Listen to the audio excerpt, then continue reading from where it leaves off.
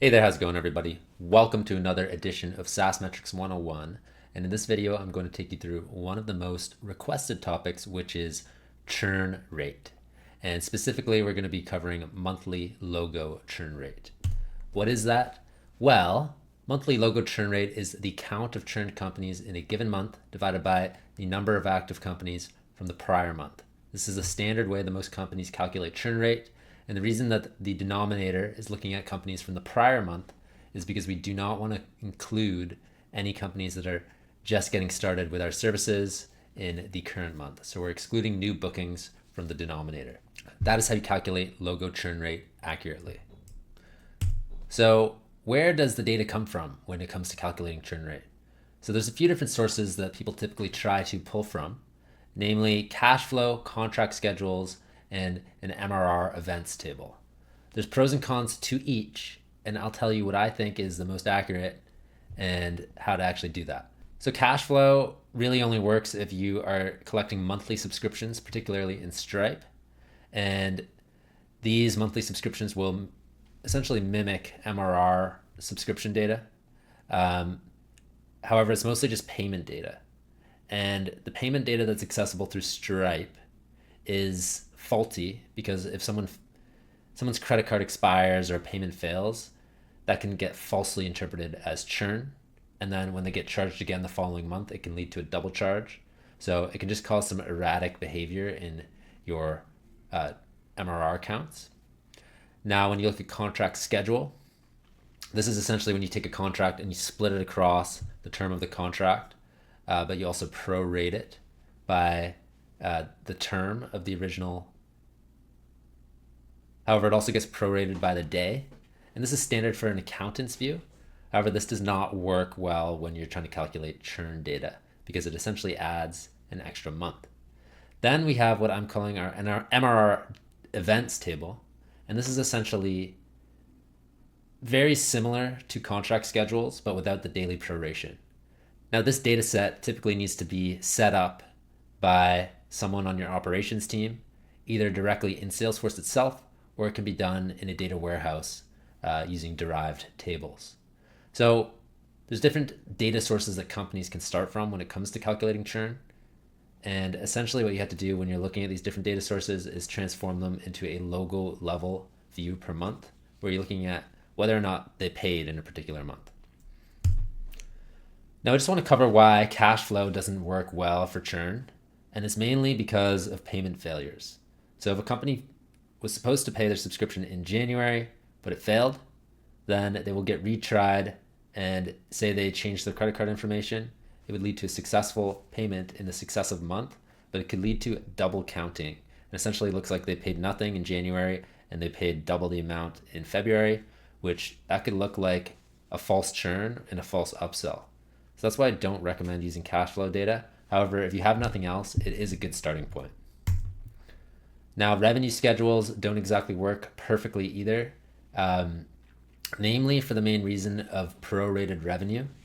And when, say you have a term of 12 months, which we're looking at here in this example, contract starts in December 29th, the first month's revenue for December is only logged as $97 because when you use accounting best practices, you have to prorate to the day.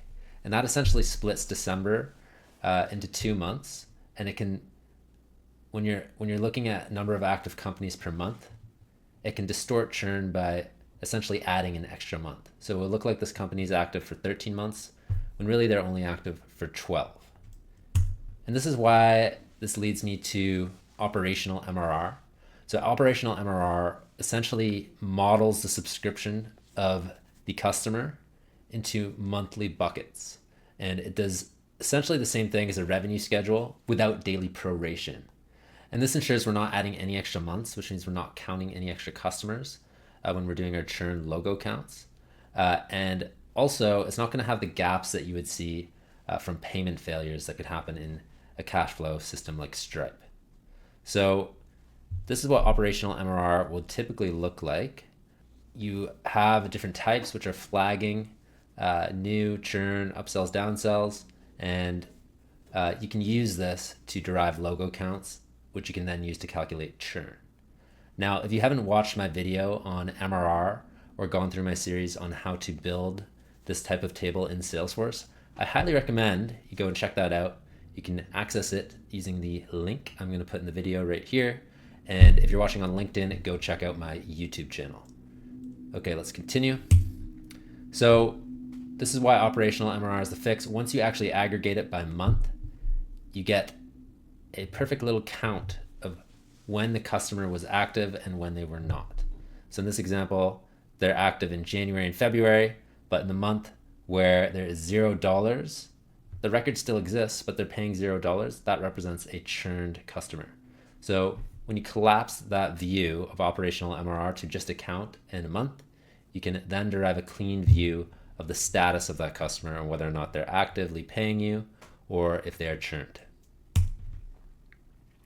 So how do you go from that to logo churn rate? You essentially just aggregate the status by month. And in this example, there's 100 active customers in January.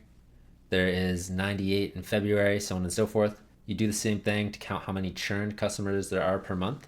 And from that, we're getting pretty close to churn rate. We have to add a little bit more complexity. So I've added a column here called churn eligible. And what that essentially means is if a company is active in January, that includes all new bookings and people who are already paying. Only the people who are already paying are eligible for churn. So that's why we take the logo count from the previous month, and those become the churn eligible in the current month. And then what you do is you take churned, the number of companies who churned in this particular month, divide it by churn eligible, and then finally you end up with your logo churn rate, which is what we have here. And I have a nice little chart showing here down below, which shows us that this is just that chart visualized. So we have our churn eligible accounts, we have the churn count, and then we have our churn rate, which is going up from 2 to 3%. Now I'm going to show a couple examples here. So I already have our operational MRR table, and I'm going to show you how to get churn rate through Excel. And then I'll show you how I would do that same exact thing using Python. I considered trying to build this out in a Salesforce object. However, it was just too much overhead and work to add those extra layers of aggregation to get this report. So instead, I'm just going to show you how to export it.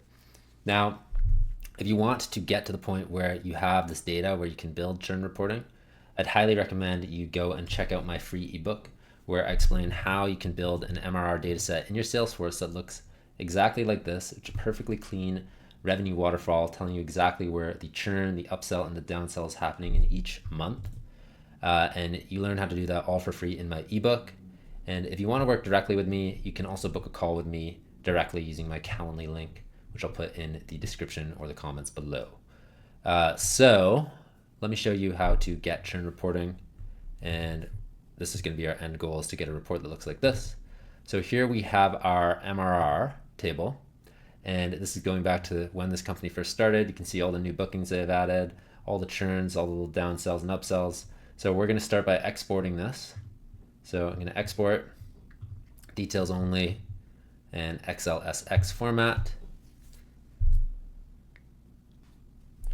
Once we have our download, pop it up right here. So here is our Excel sheet. The first thing I'm going to do is add a column called month formatted, just so that we're taking the month rather than an actual specific date. So to do that, just have to add in a formula here.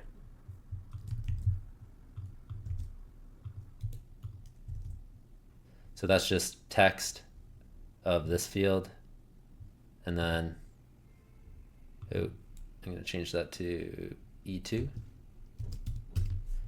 and then formatting it to year, year, year, month, month, and then spread that down the column. So now what we have to do is take this view, and if you remember in the deck, we need to collapse this from a revenue event view to a account and month view. So we do need to make a pivot table.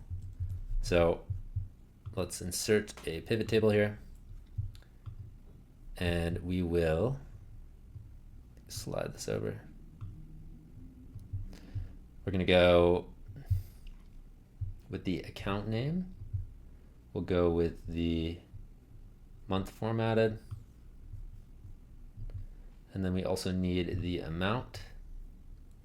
And then I'm going to delete these.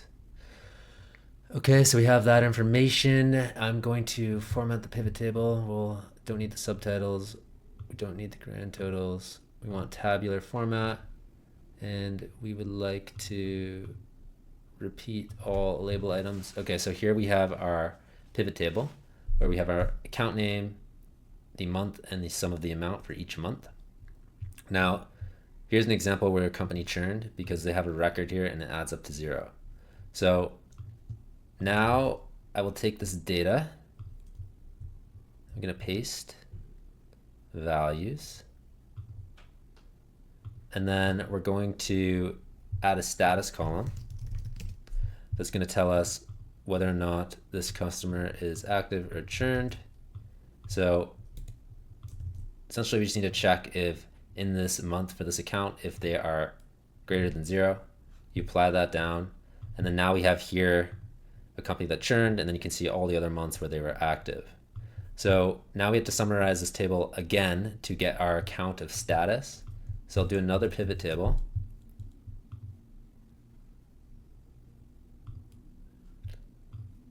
And in this pivot table, we need the month formatted.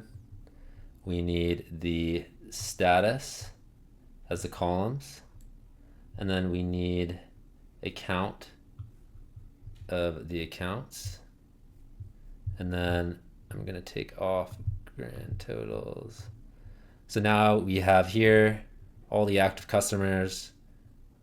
We have all the churn customers, and we're getting closer and closer to our churn rate. The last thing that we had to do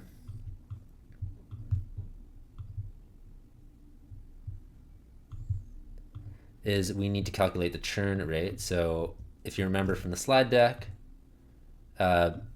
churn eligible is essentially just one row taking the previous row of active. So we can use this index formula here, which just takes the next cell, and we'll call this churn eligible.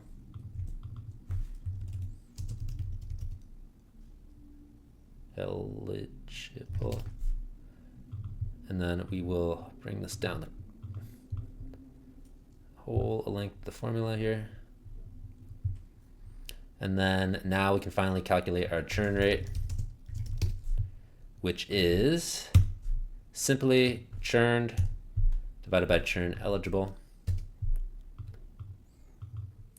And we'll put that, format that as a percentage. And here we have our churn rate. So this is essentially how we do it. I'll put this in a little chart here. And here we have our monthly churn rate.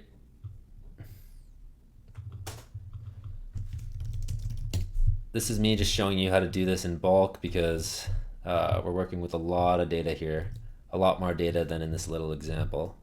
But this is essentially how you get your churn rate. And we have it, it seems like it's bouncing around between 2.5% and 1%, which is a very healthy churn rate on a monthly basis. And yeah, that's essentially how you do it.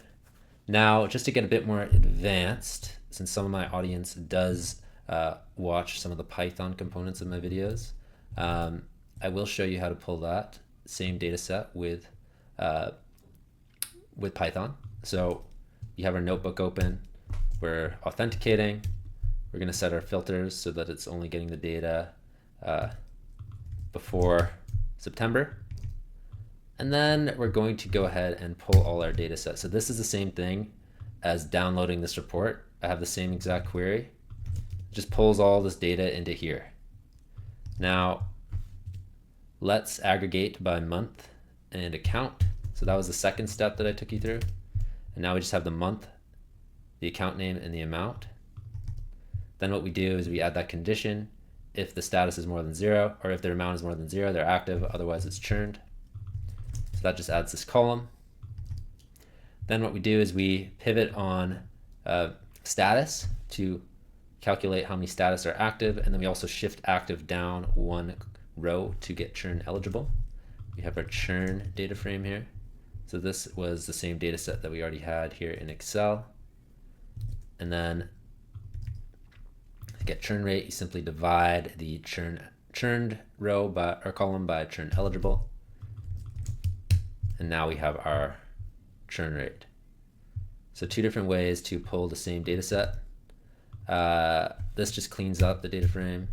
And then I have here a display of this graph here in Python, and it's the exact same as this.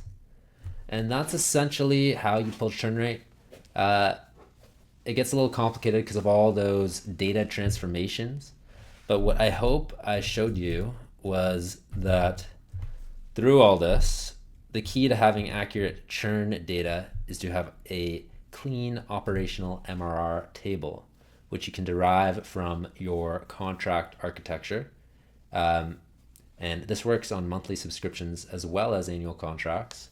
And the key to having this set up is by having the proper renewal architecture in your Salesforce instance. And that is how you can actually pull a consistently accurate churn rate that doesn't fluctuate or change all the time because of payment failures or revenue schedules. So I hope that was helpful. Once again, if you want to learn more, I've put out a lot of information for free on how to get to this point where you can pull clean SaaS metrics based on having good Salesforce architecture. You can check that out in my free ebook in the link below, or if you want to work with me directly, you can always book a call with me and use my Calendly link down below. So thank you so much for watching the video. I hope you learned something. And yeah, let me know your thoughts in the comments. Thank you.